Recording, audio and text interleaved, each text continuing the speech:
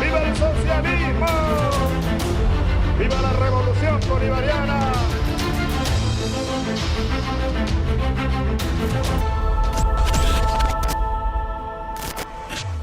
Bueno, y hoy vamos a hablar de Colombia. La situación en Colombia sigue complicada, no solamente porque, por un lado, el gobierno de Juan Manuel Santos apura los acuerdos de paz, pero a la vez siguen los ataques del paramilitarismo contra las dos insurgencias, tanto de la FARC y del ELN. Hay múltiples denuncias de amenazas de muerte contra militantes sociales y populares, tanto de la Marcha Patriótica como del Congreso de los Pueblos.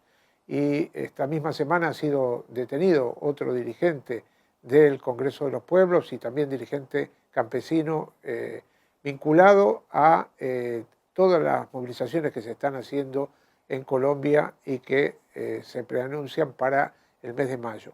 Precisamente para hablar sobre estas movilizaciones, Resumen Latinoamericano, con la colaboración de nuestros colegas de Colombia Informa, entrevistamos a Feliciano Valencia, un líder del movimiento indígena y campesino vinculado, pertenece al pueblo Nasa y hasta hace muy poco estuvo detenido en una cárcel de alta seguridad, acusado de un secuestro que no cometió, de un secuestro de un soldado, esas típicas causas que arma el establecimiento colombiano para criminalizar la protesta.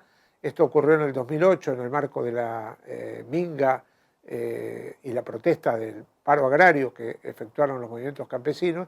Y ahora Feliciano Valencia está producto de un acuerdo con los cabildos y con la Administración de Justicia Indígena, está en un centro de administración indígena cuyo nombre es Guaranday.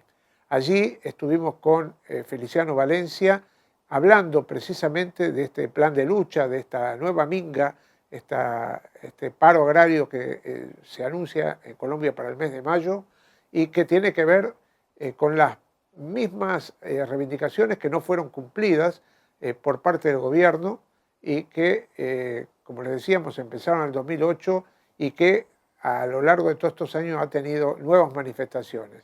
De hecho, recuerdan el paro agrario de prácticamente un mes del año pasado y bueno, ahora se vuelve a poner en marcha esta nueva movilización.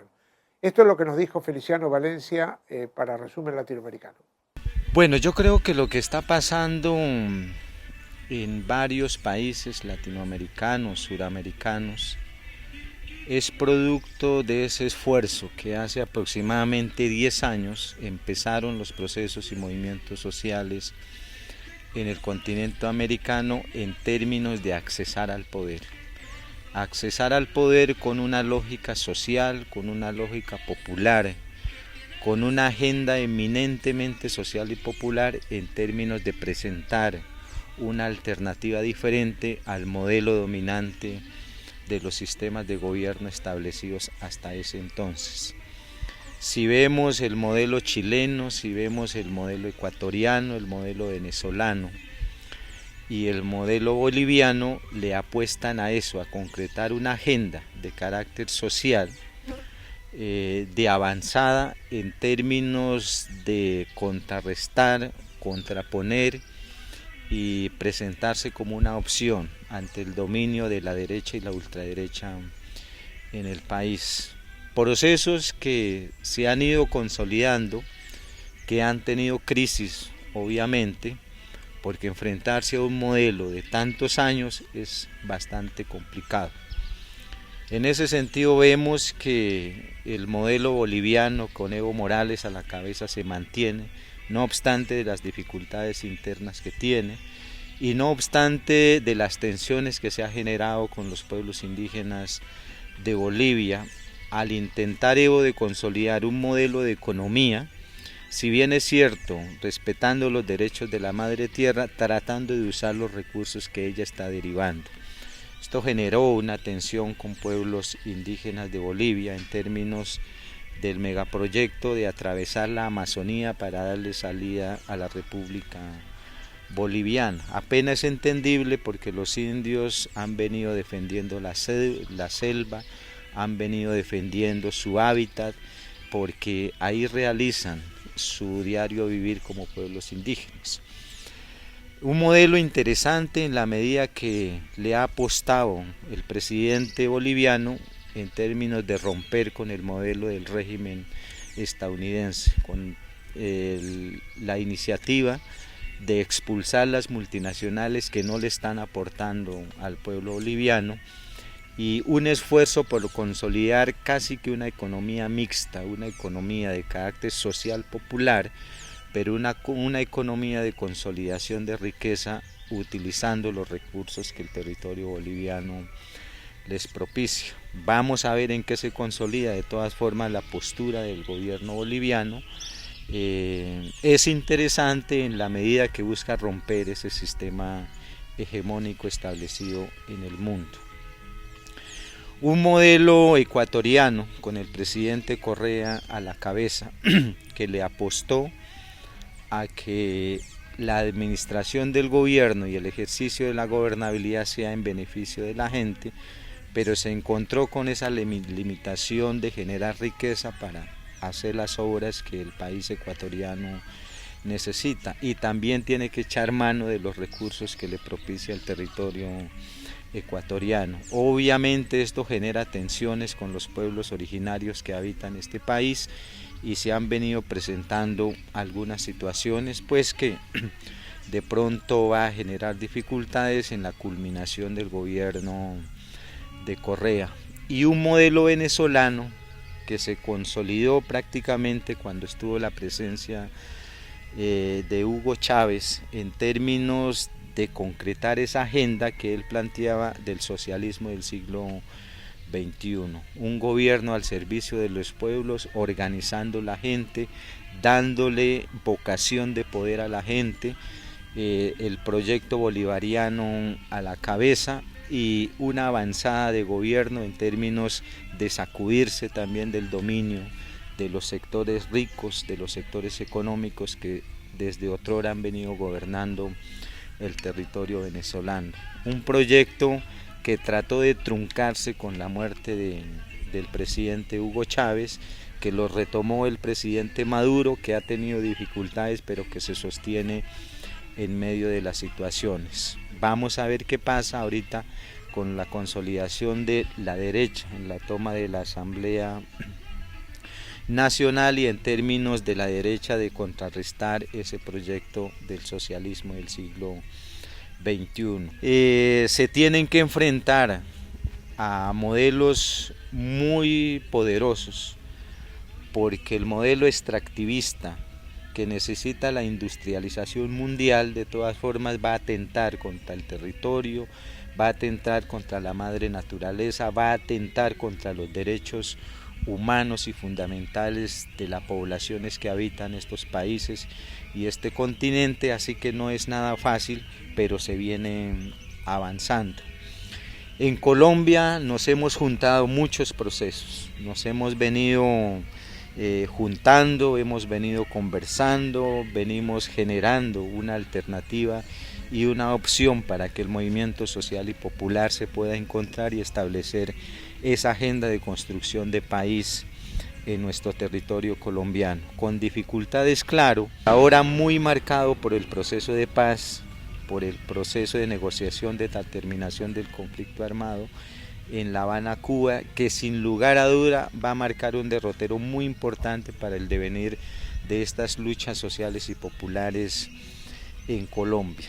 Esperamos que lo que está anunciado por la guerrilla de las FARC y el presidente Santos pueda culminarse en este semestre tal y como está anunciado, para que las posibilidades de construir poder popular desde abajo se consolide en el tiempo.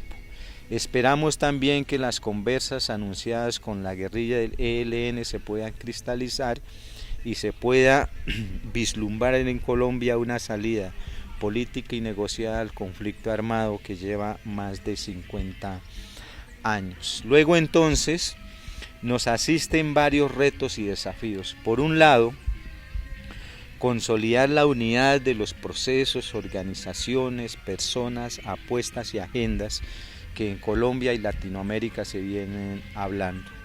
Por el otro lado, tratar de limar esas tensiones que sectores y pueblos originarios, como en Chile, como en Bolivia, como en el Ecuador y también en Venezuela, se han generado respecto a los modelos que se vienen consolidando. Por el otro lado, el enorme desafío para que esa agenda que inició el presidente Hugo Chávez en términos de consolidar el modelo del socialismo del siglo XXI se pueda cristalizar en términos de las iniciativas que ellos han venido planteando. Y por el otro lado, superar el conflicto armado y social en Colombia para que los procesos, pueblos y organizaciones podamos desarrollar esa visión de paz que hemos venido enarbolando en estos últimos años. Así que nos asiste un enorme desafío y es cómo nos unimos en la diversidad para cristalizar una plataforma, un proyecto, un escenario en términos de confluir y articular todos esos procesos que buscamos, un sistema, un modelo y un gobierno diferente y alternativo, realmente social en Colombia y en Latinoamérica.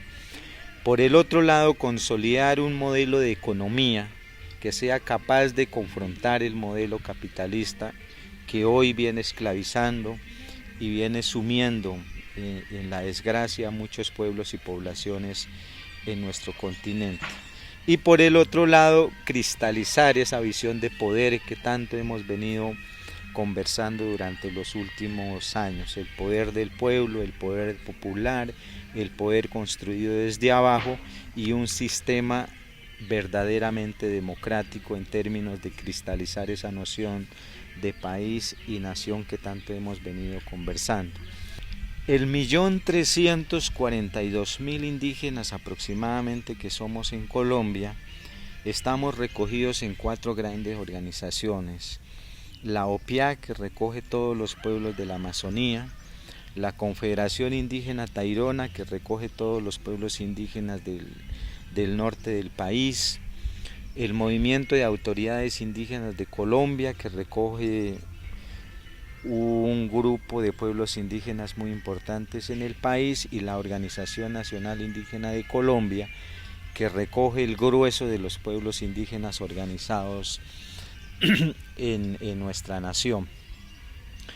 Estamos organizados en 6 macrorregionales que recogen y aglutinan todos los procesos en el país. Estamos organizados en 82 pueblos indígenas y la ONIC está organizada en la CAOI, la Coordinadora Ancestral de Organizaciones Indígenas del Continente Americano. En esa medida articulamos con pueblos indígenas de Chile, con pueblos indígenas del Perú, del Ecuador, de Nicaragua, de El Salvador, de Guatemala, de Venezuela, incluso y los pueblos indígenas y aborígenes de las Antillas colombianas. Esa es como la plataforma donde nos articulamos los pueblos indígenas. Tenemos un fondo indígena del cual los gobiernos de Suramérica, Centroamérica y América en su conjunto le aportan para que esta coordinadora pueda hacer su ejercicio de articulación política y organizativa. Se vienen desarrollando varios proyectos alrededor de aglutinar a los pueblos indígenas del continente y venimos despejando una agenda que tiene 3 elementos. Por un lado, la defensa territorial al ejercicio extractivista de las multinacionales que le sirven al modelo. Venimos unidos en términos de liberar la defensa territorial.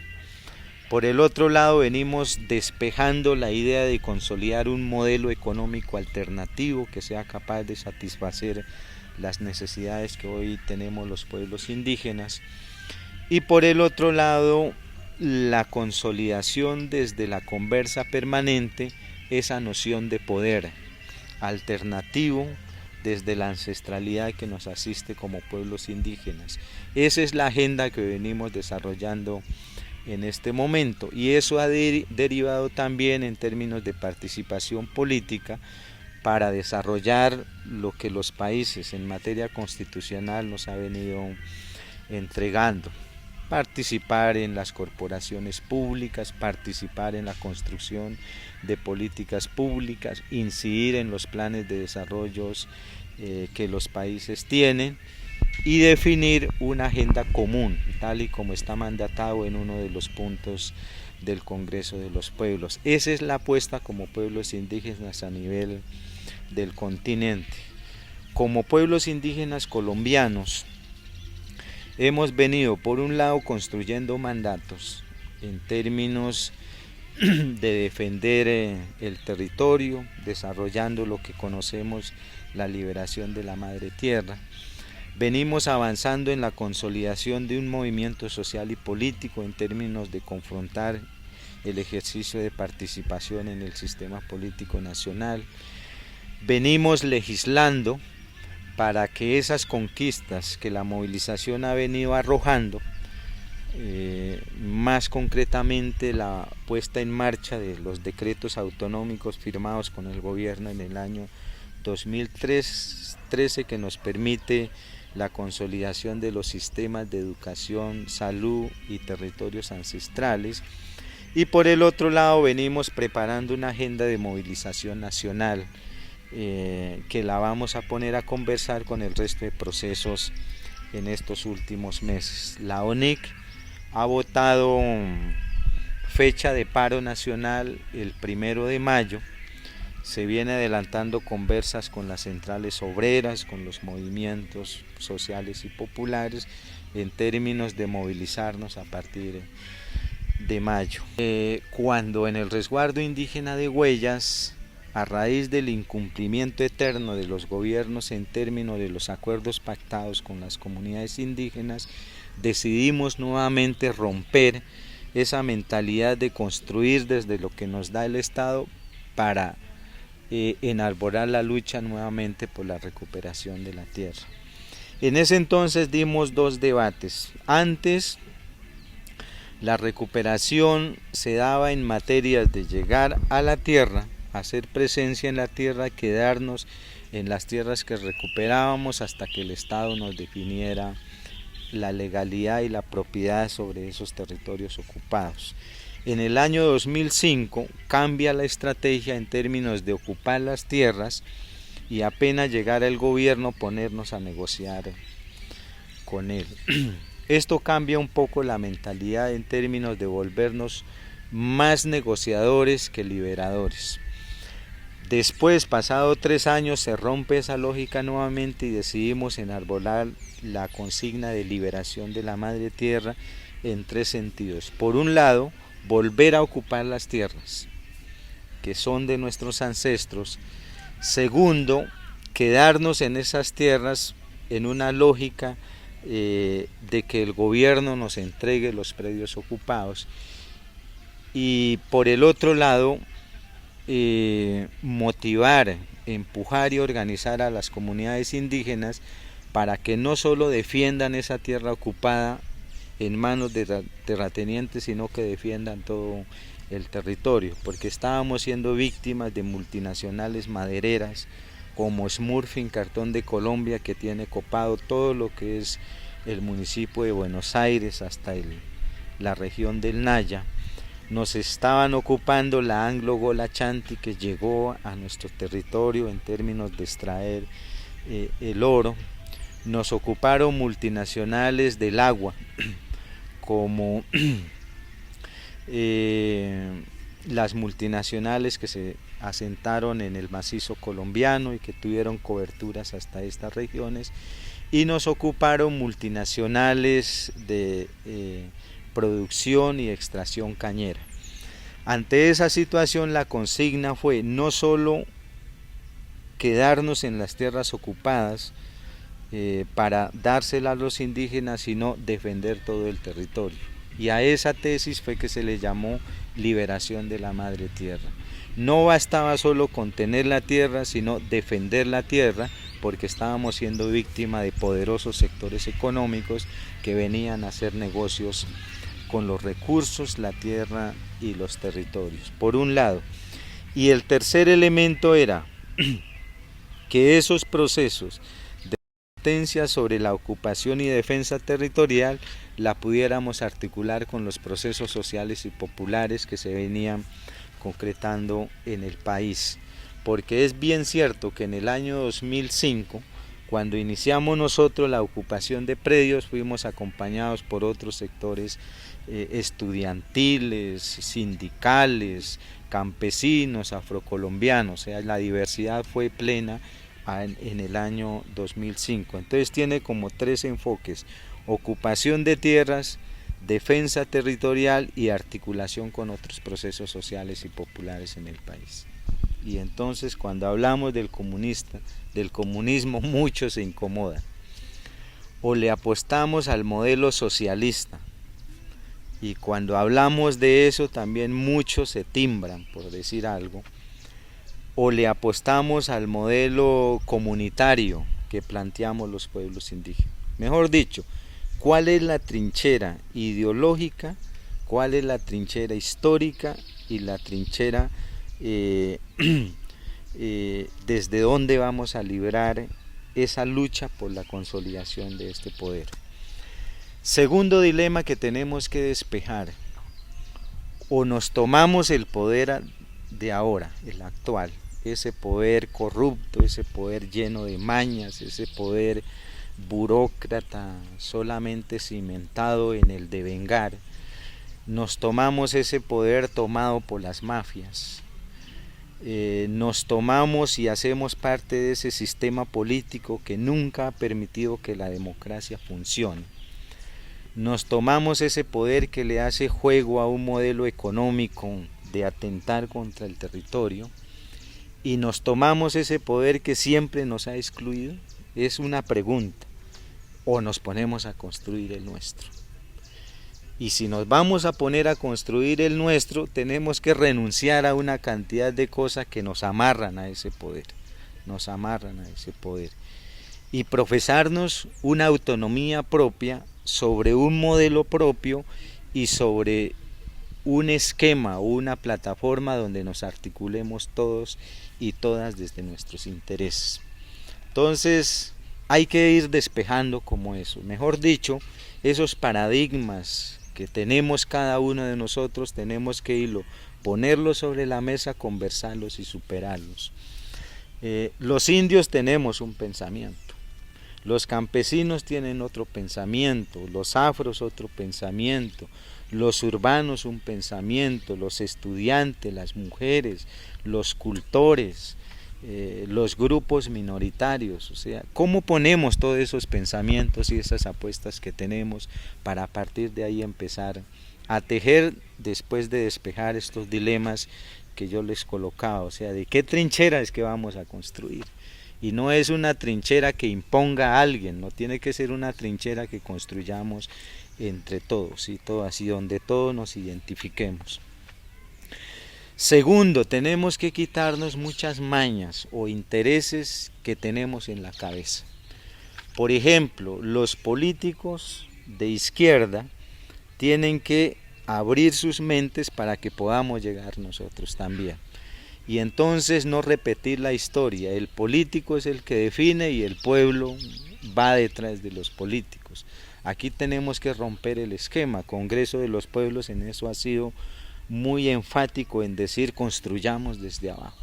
O sea, esto no es de vanguardias, esto no es de personas importantes, aquí todos somos importantes y tenemos que empujar entre todos. El otro elemento que tenemos que concretar, que hemos venido conversando, es cómo organizamos una plataforma donde pongamos esas ideas y que esas ideas se vayan volviendo una noción de país, una noción de Estado, una noción de poder político y una noción de democracia realmente participativa. O sea, esos son los enormes desafíos que nosotros tenemos para que esta unidad en la diversidad sobre un propósito común se vayan planteando. Y por el otro lado, sí, tenemos que despejar, al menos como Congreso de los Pueblos, cuál va a ser el modelo económico que vamos a tener de base para que estos procesos puedan empujar. O sea, ¿es lo agrario? ¿Es lo público? ¿Es la empresa? ¿Es el cooperativismo? O sea, ¿cuál es el modelo económico que le va a servir a esta noción de plataforma, de proyecto político, de noción de poder, para que se pueda ir concretando en el tiempo? Mira, hay una agenda que como movimiento indígena venimos empujando, que tiene que ver con autonomía, que tiene que ver con tierra, que tiene que ver con territorio y que tiene que ver con unos acuerdos pactados con el gobierno. Esa es nuestra agenda. Esa agenda ha logrado confluir en lo que llamamos Cumbre Agraria, Étnica, Campesina e Indígena. Muy parecido a esa agenda. Sobre una metodología de movilización y negociación. Eso es como lo que hemos venido definiendo como Cumbre Agraria. Segundo, hay una agenda como Congreso de los Pueblos, que nos estamos pensando, además de los puntos que tiene la cumbre, la construcción de poder popular desde abajo. O sea, esa es la agenda del Congreso de los Pueblos. Tercero, hay un movimiento afrocolombiano que se viene articulando en términos de precisar su escenario organizativo. Y por el otro lado, ese esfuerzo de abrir estos escenarios de cumbre, de Congreso de los Pueblos, para ir aglutinando muchas fuerzas. Ese esfuerzo de lucha y movilización social viene compaginando con algo que llamamos la agenda social por la paz. Y ahí hay muchos procesos y organizaciones que están convergiendo, un sector de la iglesia, un sector de la academia, los procesos sociales y populares, los movimientos étnicos y las fuerzas políticas. Venimos confluyendo en esa idea de agenda nacional por la paz.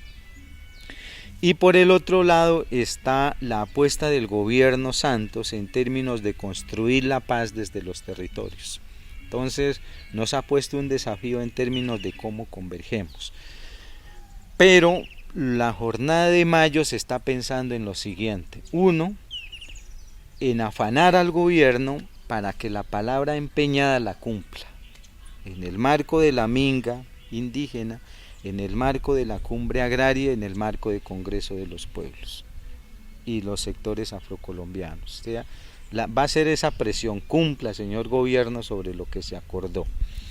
Segundo tema va a ser un movimiento de articulación, o sea, cómo la movilización en caliente nos permite articularnos, sentarnos y poner a andar esta idea de plataforma de carácter nacional donde converjamos y pongamos las apuestas sobre la mesa. Y el tercer movimiento tiene que ser cómo visibilizamos este proceso y nos articulamos con otros procesos en el continente y en el mundo, porque al menos como Congreso de los Pueblos se están dando muchos movimientos en varios países en términos de confluir, en términos de articular. Lo mismo están esperando en otros países de carácter europeo. Mejor dicho, esta movilización de mayo nos tiene que servir para tres cositas únicamente. Obligar a que el gobierno cumpla en lo que se comprometió. Segundo, encontrarnos para ir avanzando en esta noción de articulación.